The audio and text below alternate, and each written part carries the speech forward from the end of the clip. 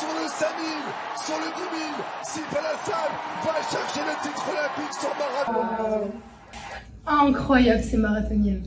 Oui, c'est vrai, mais il ne faut pas oublier qu'elles sont aidées par leur microbiote intestinal. Quoi? Vous n'avez pas vu cet article qui montre que les marathoniennes ont un microbiote intestinal, dont une bactérie particulière, qui permet d'augmenter leur performance?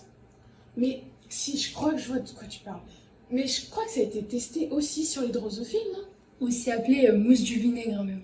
Ouais, je crois que Mais c'est ça. du coup, est-ce que ça marcherait aussi sur les animaux qui n'ont pas de tube digestif, comme le ver de Roscoff par exemple? Est-ce que le microbiote aurait aussi un impact sur leur déplacement? Ça ferait un super sujet pour les Olympiades de biologie. Alors c'est parti pour les Olympiades du ver de Roscoff. Tout le monde connaît le microbiote. C'est l'ensemble des micro-organismes qui vivent en association avec des organismes de plus grande taille. Chez l'humain, il est composé de virus, de bactéries, de champignons qui reposent sur la peau et sur les muqueuses. Mais par contre, un ver de Roscoff, c'est court. Le ver de Roscoff, c'est lui. On le trouve sous les côtes atlantiques. Il n'a pas de tube digestif, il ne mange pas.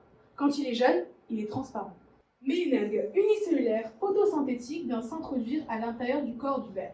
Il lui donne de l'O2 et du sucre. C'est une association symbiotique. Mais en réalité, cette symbiose est un ménage à trois. Le ver et son algue sont entourés d'une multitude de bactéries. C'est son microbiote. Le ver de Roscoff possède au niveau de sa tête des cellules photoréceptrices qui lui permettent de capter la lumière, de nager vers elle et d'augmenter la photosynthèse de ses algues. Nous nous sommes demandé si le microbiote du ver de Roscoff influençait ses déplacements vers la lumière. Pour cela, nous avons décidé d'éliminer son microbiote à l'aide d'antibiotiques, puis de comparer ses déplacements avec ceux d'animaux témoins. Pour éliminer le microbiote des vers, nous avons testé plusieurs antibiotiques à différentes concentrations pour trouver les plus efficaces. Nous les avons mis dans l'eau des vers. Au bout d'une semaine, nous avons compté les bactéries restantes en réalisant des frottis et des colorations de grammes. Nous avons vu que nos antibiotiques étaient tous efficaces à une concentration de 3 microgrammes par millilitre, puisque la majorité des bactéries a disparu pour cette concentration et les vers ne semblaient pas affectés par les antibiotiques.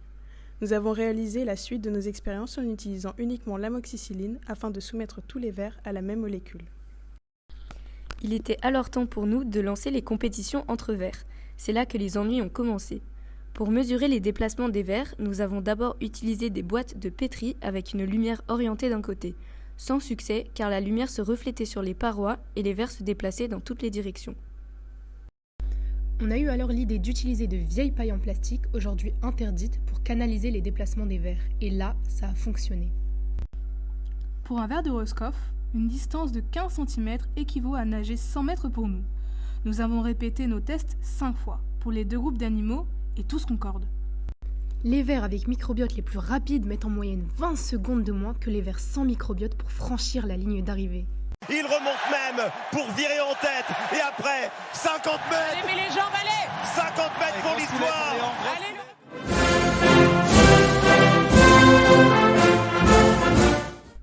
L'absence de microbiote semble donc influencer les performances du ver, même si on ne peut pas totalement exclure que ces résultats soient dus à un effet toxique de l'antibiotique sur le ver.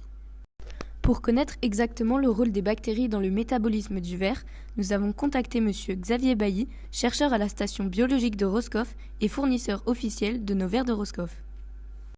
Le microbiome, le microbiote associé au ver de Roscoff, il n'est pas là non plus, il est là et il a une fonction, il a des fonctions.